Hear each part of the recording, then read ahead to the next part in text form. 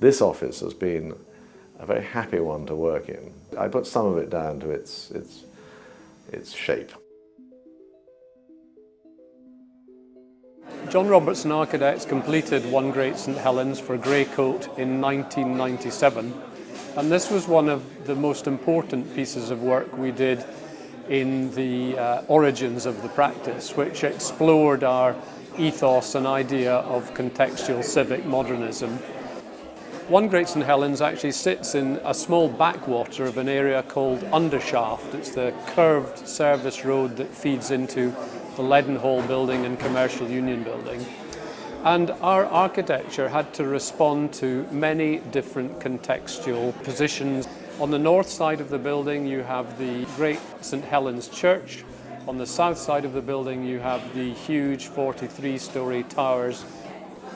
The city is full of these diametrically opposed references. You've got very historic buildings, you've got very modern buildings, and we wanted to design a building that really was a medium between the historic enclave of St Helens and the very modern buildings.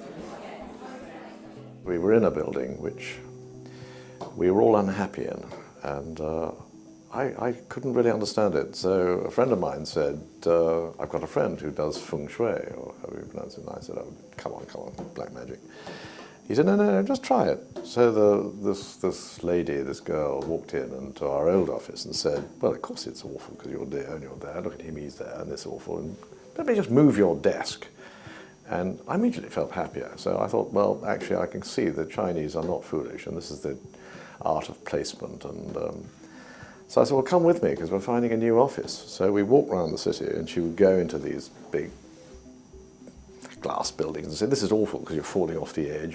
We walked towards this building, and she said, well, this is it, because it's round, you see, and they love round edges. And the biggest problem with this building is it faces the Aviva building, or whatever you call it, which has a very sharp edge as you walk out of our doors. Hence we have a water feature at the front door, which is often not working. But apart from that, inside, it conformed with everything that she said would be good. And what is amazing is how when people walked in, they said, God, this is a nice office. You have to thank Feng Shui about this building, where we have been very happy. JRA's Great St Helens building is an early example of the British Council for Offices specification being used right from the outset. Now, at the time, the BCO specification was seen as radical and near revolutionary in the context of office architecture, because nobody previously had attempted to say these are the standards that any new office building or refurbished office building should meet.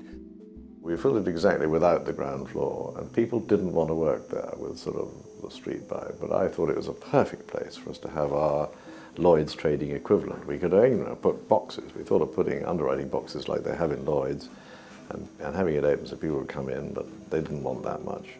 So then I thought, well, an art cafe, because we want people to come in.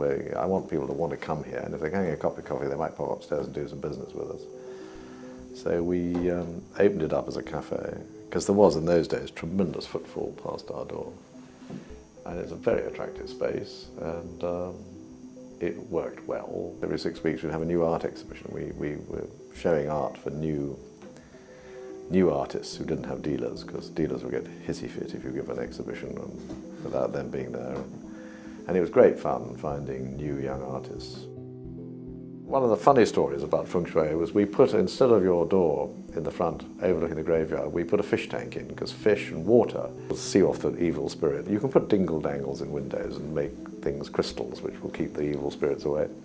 But one day the Feng Shui lady walked in, and all the fish were dead in the tank. She said, that's fantastic. She said, the fish have taken the blow, you know, the evil spirits have come in, and the fish have all died. That moment, Terry walked out of the post and says, oh, sorry, Robert, all fish died, but the thermostat got stuck last night and didn't come on or something. And I thought, wonderful. But who knows?